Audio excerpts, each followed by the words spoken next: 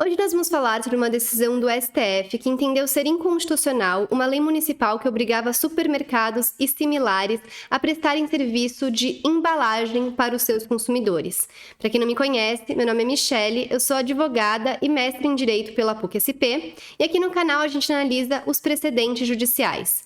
Porque não basta a gente saber o que diz a lei escrita.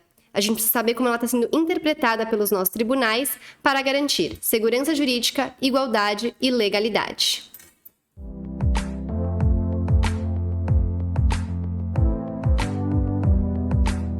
Como eu sempre falo que aqui no canal, o objetivo é te dar autonomia para que você também consiga abrir uma decisão judicial e interpretá-la por conta própria. É isso que a gente vai fazer aqui junto agora. Mas antes, não se esqueça de se inscrever aqui no canal e deixar o seu like nesse vídeo. Bom, então vamos lá. Esse recurso extraordinário com repercussão geral reconhecida tem origem numa ação declaratória de inconstitucionalidade ajuizada pelo Sindicato do Comércio Varejista de Gêneros Alimentícios de Pelotas, que estava impugnando, dizendo que era inconstitucional uma lei municipal que dizia o seguinte: os estabelecimentos comerciais autodenominados de supermercados, hipermercados ou similares ficam obrigados a prestar serviços de acondicionamento ou embalagem dos produtos adquiridos por seus clientes. Entende-se por serviços de acondicionamento ou embalagem o empacotamento ou a colocação em sacola dos produtos ali adquiridos, por pessoas contratadas para este fim pelos referidos estabelecimentos.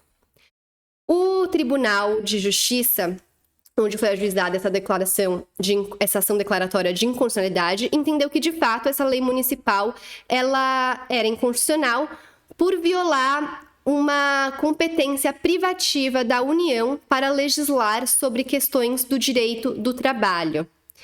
E aí, portanto, o município de Pelotas entrou com esse recurso extraordinário, alegando que, na verdade, essa lei ela não buscava legislar sobre o direito do trabalho, e sim tinha por escopo resguardar o direito dos consumidores e zelar pela aplicação do Código de Defesa do Consumidor.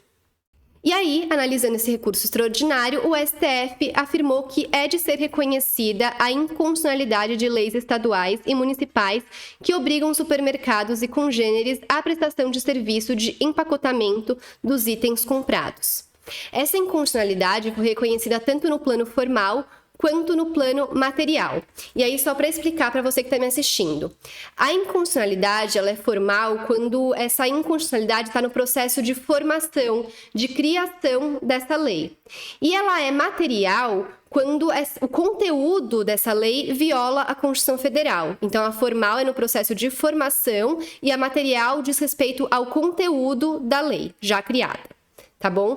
Então, nesse caso, esse voto entendeu que existiria essas duas espécies de inconstitucionalidade. Aí o voto diz: no plano formal, leis que estabelecem semelhante exigência usurpam a competência privativa da União para legislar sobre direito do trabalho e comercial. Além disso, incursiona em matéria de configuração de estabelecimento empresarial, figura pertencente à seara comercial. Aí, só para você me acompanhar no que diz o artigo 22, inciso 1 da Constituição Federal, diz o seguinte: compete privativamente à União legislar sobre direito civil, comercial, penal, processual, eleitoral, agrário, marítimo, aeronáutico, espacial e do trabalho. Então, o que entendeu aqui o voto vencedor, nesse caso do STF, foi que essa lei ela legislava sobre questão tanto de direito comercial quanto do direito do trabalho, e por isso ela não poderia ter sido criada pelo município. Somente poderia ter sido criada pela União, porque compete privativamente à União legislar sobre esses temas. E aí, quanto ao aspecto material, diz: é igualmente inconstitucional a lei. O princípio da livre iniciativa, plasmado no artigo 1º, inciso 4 da Constituição, como fundamento da República e reiterado no artigo 170 do texto constitucional, é verdadeira barreira normativa estabelecida pelo Constituinte contra providências que obstem a denominada destruição criativa. O empreendedor possui o direito, resguardado pela Carta Magna, de formatar o seu negócio da forma mais eficiente para o atendimento das demandas dos consumidores.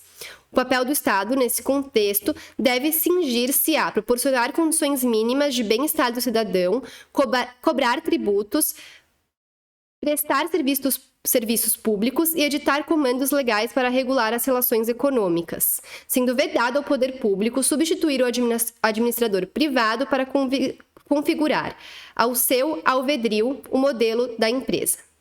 E aí ele também diz que, ao contrário do afirmado pelo município, a medida não beneficia qualquer consumidor. Pelo contrário, representa violação à garantia constitucional da proteção aos interesses dos consumidores e não se deve perder de vista que o artigo 39, inciso 1 do CDC, veda a denominada venda casada, pressupondo a existência de prejuízo aos compradores quando imposta a aquisição de bens ou serviços em conjunto.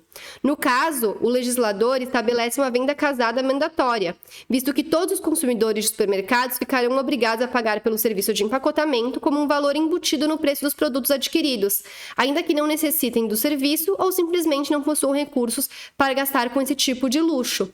Então ele diz que a lei, na verdade, está estabelecendo uma venda casada, porque se é obrigado a fornecer esse serviço, de alguma forma o supermercado vai cobrar por esse serviço, que vai ser aumentando o preço do produto.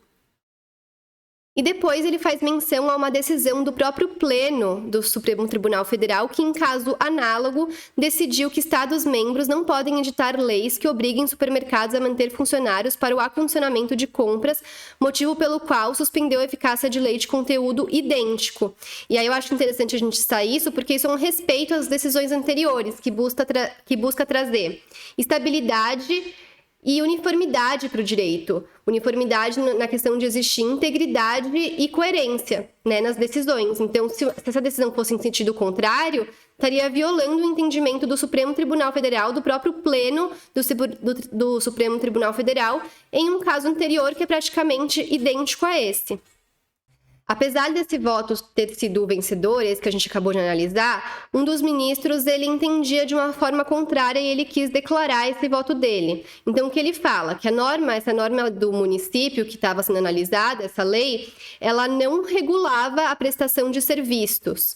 Ela era uma questão que buscava realmente proteger o consumidor. Esse foi o entendimento dele. E que, portanto, seria uma matéria inserida no âmbito de competência concorrente, nos termos do artigo 24, incisos 5 e 8 da Constituição Federal.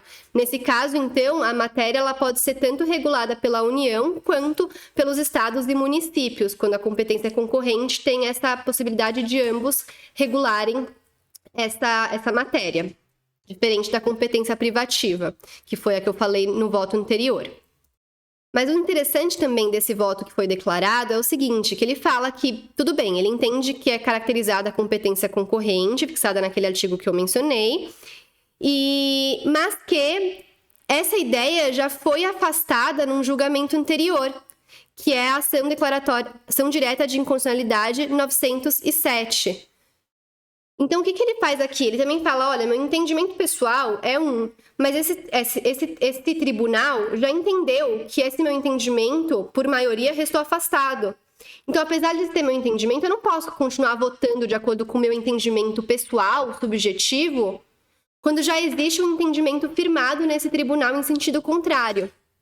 Coloca aqui expressamente, em precedente recente deste plenário, assentou-se a inconstitucionalidade de norma local, que dispunha sobre o mesmo assunto, de modo que não seria coerente nem desejável uma virada jurisprudencial sem razão suficientemente sólida a justificar.